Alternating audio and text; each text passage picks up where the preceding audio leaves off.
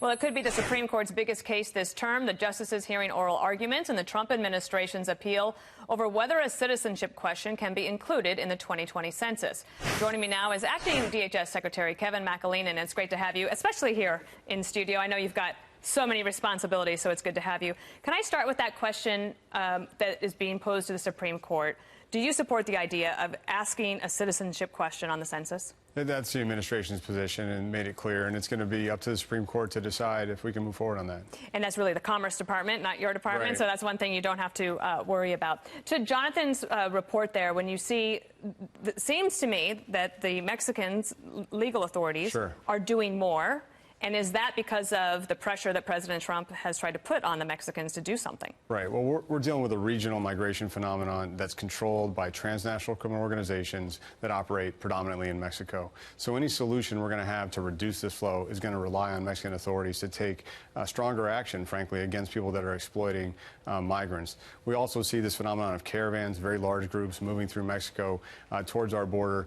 We have asked for and really appreciate this kind of interdiction of those larger groups. What about those weapons that Jonathan Hunt had in his report that the smugglers had? And are our Border Patrol agents, are they equally matched? Sure. So we've seen smugglers using long arms, AK-47s, high-capacity rifles for years, and we are prepared to encounter that. We have special teams called our Border Patrol Tactical Unit out and operating where we have areas of cartel activity, of bandit activity. But that is a concern, escorting a woman and a child across multiple heavily armed men. You wonder what's going on in the northern part of Mexico. Where they entered. Do you plan to ask for more troops from the Pentagon to help you at the border? So we've got a robust partnership with the Department of Defense. I mean, they've been critically engaged in supporting us on surveilling the border and freeing up agents to do their primary law enforcement duties and interdict people crossing.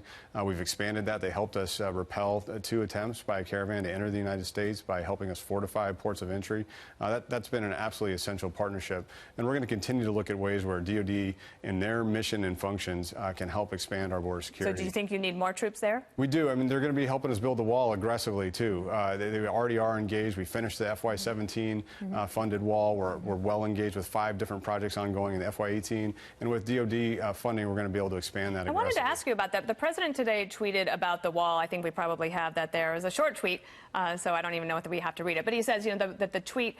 that the wall is being rapidly built, the economy is great, our country is respected again. But there is a perception among some Trump supporters that the wall is not being built. How do you plan to combat that if you can't get Congress to appropriate any additional money? So normally for a federal project of this scope, from the time you get funded to starting it, it's over 2 years. We've already built the FY17 funding in less than 2 years. So that shows how aggressively we're moving out on this. And with the expanded support of additional DOD funding, our partnership with the Army Corps of Engineers, building wall where our Border Patrol agents on the ground say they need it, we're going to show a lot of progress this year. What about you have good relationships with members on the Hill. Right.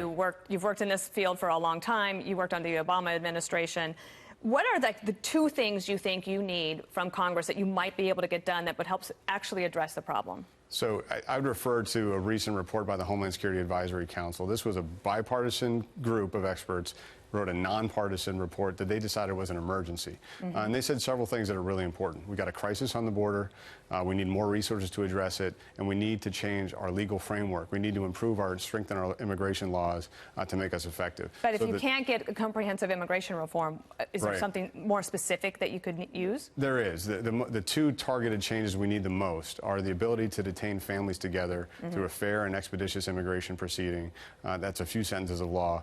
And secondly, the ability to have unaccompanied children who are being enticed into the smuggling cycle from Central America, being able to repatriate them safely in concert with the Central American government. As we saw in Jonathan Hunt's report. Let me also ask you just about something else. DHS is, when I was at DOJ in 2001, there was no DHS. Now there is, and you are also responsible for helping protect America from cyber attacks. Sure. In the aftermath of the Mueller report, we know the Russians were trying to interfere.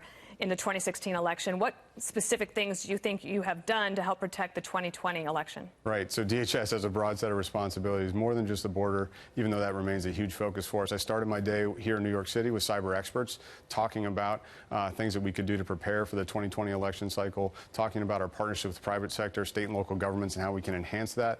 And really, we're laser focused on the 2020 preparation. Our cybersecurity and infrastructure security agency is dialed in on this issue. They're working with all 50 states. Yeah, because in the Mueller report, it did say that the Russians were able to get into that one, they didn't change any votes, but into that Florida voting precinct. Right. We're not aware of any actor that was able to address votes or to change any kind of counting. But they got close. But we have to be vigilant and protect against that, no question. The other thing I would just ask you is there's a lot of vacancies, right, at the department. There's a lot of acting people. You're acting, and you're doing a great job. I don't mean to say that you're not. But in terms of staffing up the department and the people that you need, you hired 118 border agents in 2018. Do you need more of those, and how do you keep them in the job? First of all, on the leadership level, the strength of DHS is our people. We've got tremendous leaders across the board. I asked an acting deputy to come up from TSA, Dave Pekoski, who's been a Coast Guard. Together, we cover a lot of the operational components of the department, have a lot of career experience, and know all of our component heads very well on personal level. But in terms of more people, Border Patrol agent hiring is one of our top priorities from a mission support perspective. We ended last year with more agents than we started it for the first time in several years. We need to continue to emphasize that, retain every agent we have, and make sure we're recruiting effectively. All right, so you're hiring. We are. Let that We're be a hiring message. Border Patrol agents. Please. All right, Kevin McAleenan, acting DHS Secretary, thank you. Thanks so much.